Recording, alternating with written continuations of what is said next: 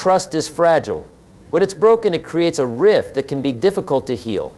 Even the most sincere apologies can't always restore what has been lost because the damage goes beyond just hurt feelings. Trust is built over time through consistent actions that demonstrate reliability, honesty, and respect. When someone violates that trust, it's often a sign of deeper issues, whether personal flaws, emotional immaturity, or disregard for the other person's feelings. If they are unwilling to put in the effort to rebuild that trust, it becomes impossible to move forward in a healthy and secure way. Not giving a second chance in such situations isn't about holding a grudge. It's about recognizing that trust, once broken, may never be fully repaired unless there is a genuine commitment to change. Good morning, everyone. Today we dive into a crucial topic that is often difficult to navigate in our personal lives. Don't give people a second chance. This idea may seem harsh at first, but when we explore it, we realize that it's rooted in essential principles of self-respect, learning from our past, and maintaining healthy boundaries. When we think about the idea of not giving people a second chance, one of the most important concepts that come to mind is the notion of self-respect. Self-respect is fundamental to our well-being, and it encompasses how we value ourselves, our boundaries, and our time. It's easy to be influenced by societal pressures that suggest we should be forgiving, understanding, or constantly giving others the benefit of the doubt. However, while forgiveness is a powerful tool for personal growth, it's essential to understand that respecting yourself is even more critical when someone has hurt you repeatedly or broken your trust. When you set boundaries, you communicate clearly to others what you will and will not tolerate. This is an important act of self-preservation. Without boundaries, we risk allowing others to take advantage of us, emotionally drain us, or even disregard our feelings altogether. And in relationships, whether personal or professional, boundaries help us understand our own limits and protect us from being taken for granted. Without these protective limits, we may feel compelled to continuously give people second chances out of a sense of guilt or fear of confrontation, which undermines our own sense of self-worth. Imagine you've trusted someone with an important part of your life, be it your emotions, your time, or your efforts, and they fail you. They might break a promise, betray your trust, or act in a way that leaves you feeling hurt or unimportant. The pain from that betrayal isn't just about the incident itself, it's about the feeling that your trust and efforts weren't valued. When someone crosses a line, it's not just an isolated incident, it's a breach of your boundaries. Allowing that person a second chance without any genuine acknowledgement of their wrongdoing or any commitment to change can feel like you are telling yourself that your emotions and needs don't matter as much as theirs. By not respecting yourself and your own boundaries, you're implicitly saying that you're okay with being treated poorly.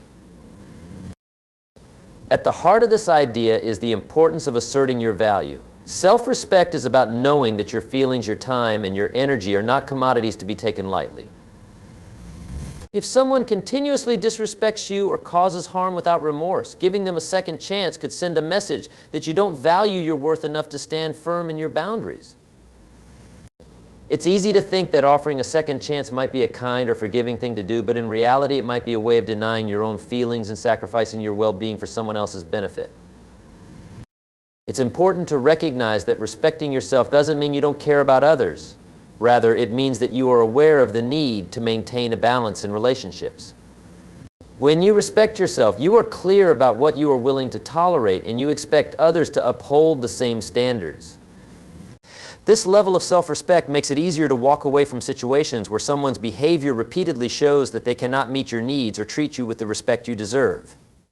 And by doing so, you model to others that you will not compromise your own sense of self for the sake of avoiding discomfort or confrontation. In a broader sense, self-respect means having the courage to stand firm in your decisions, even when others might not understand. It is recognizing that your peace of mind and emotional health are not negotiable.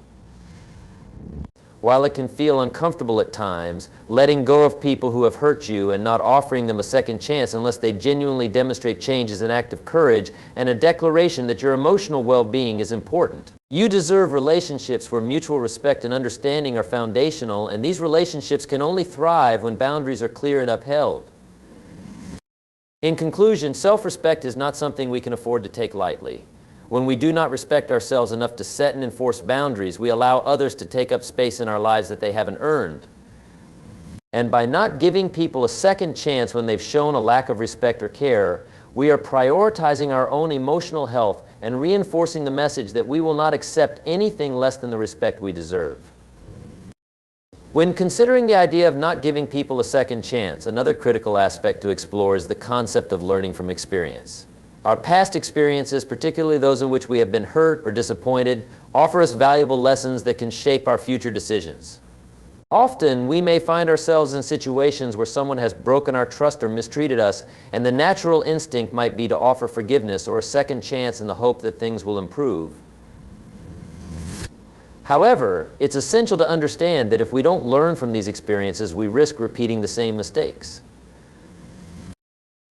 The reality is that our experiences are some of the most powerful teachers we have. When someone hurts us, whether through betrayal, dishonesty, or inconsiderate behavior, it's crucial to take the time to reflect on the situation and understand what went wrong.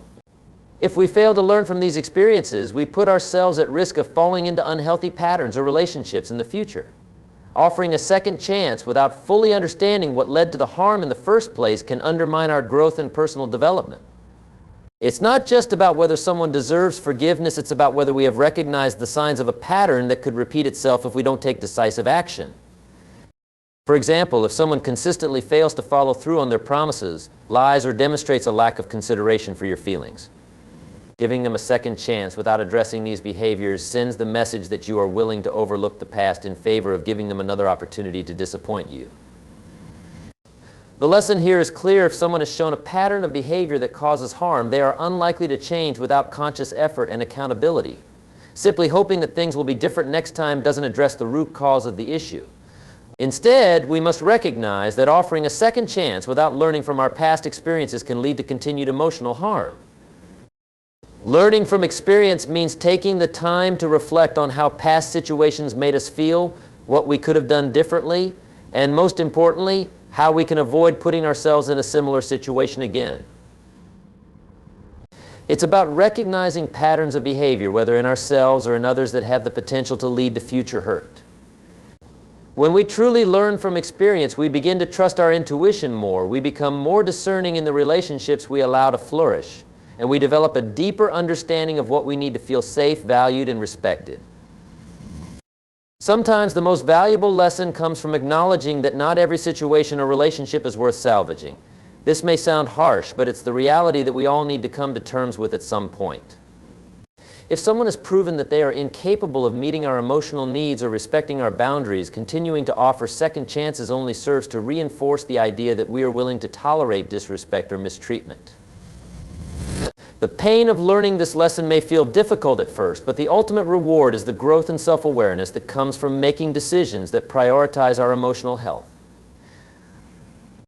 Furthermore, learning from experience requires that we shift our perspective on failure and disappointment. It's easy to fall into the trap of seeing these experiences as personal failures, but in reality, they are opportunities for growth. We are all human, and we all make mistakes. However, it's how we learn from those mistakes, whether made by ourselves or others, that determines our future happiness. When we allow ourselves to learn from each experience, we arm ourselves with the knowledge to avoid repeating the same errors, making wiser choices in the future. In conclusion, learning from experience is essential to understanding why not giving people a second chance is sometimes the best decision. When we fail to recognize the lessons our past has taught us, we are destined to repeat the same mistakes and allow others to continue hurting us. Reflecting on our past experiences, understanding the patterns of behavior that led to disappointment, and making conscious decisions based on this wisdom are the key to personal growth and emotional safety. By not offering a second chance when it's undeserved, we are protecting ourselves and reinforcing the lessons we've learned, ensuring that our future decisions are more aligned with our values and well-being. The third key point to consider when deciding whether or not to give someone a second chance is the concept of accountability and trust. Trust is a cornerstone of all relationships, whether personal, professional, or casual. Once it is broken, rebuilding it becomes incredibly challenging and often requires more than just words. It necessitates actions that demonstrate a genuine desire to change and make amends. The idea of not giving someone a second chance hinges on the importance of holding people accountable for their actions and not accepting broken trust without the necessary steps toward healing. When someone betrays your trust or fails to meet the standards of behavior you expect, it's essential to evaluate the situation through the lens of accountability. Accountability is not just about acknowledging that a mistake was made, it's about taking responsibility for the consequences of that action and working toward meaningful change. If a person is truly sorry for their actions, their apology should be accompanied by clear evidence of their willingness to change, whether that's through changed behavior, consistent effort, or seeking help if necessary. Without this, any promises to change become empty words. Trust isn't rebuilt through apologies alone. It requires observable change and a commitment to doing better. Trust is fragile. When it's broken, it creates a rift that can be difficult to heal. Even the most sincere apologies can't always restore what has been lost because the damage goes beyond just hurt feelings. Trust is built over time through consistent actions that demonstrate reliability, honesty, and respect. When someone violates that trust, it's often a sign of deeper issues, whether personal flaws, emotional immaturity, or disregard for the other person's feelings. If they are unwilling to put in the effort to rebuild that trust, it becomes impossible to move forward in a healthy and secure way. Not giving a second chance in such situations isn't about holding a grudge, it's about recognizing that trust, once broken, may never be fully repaired unless there is a genuine commitment to change.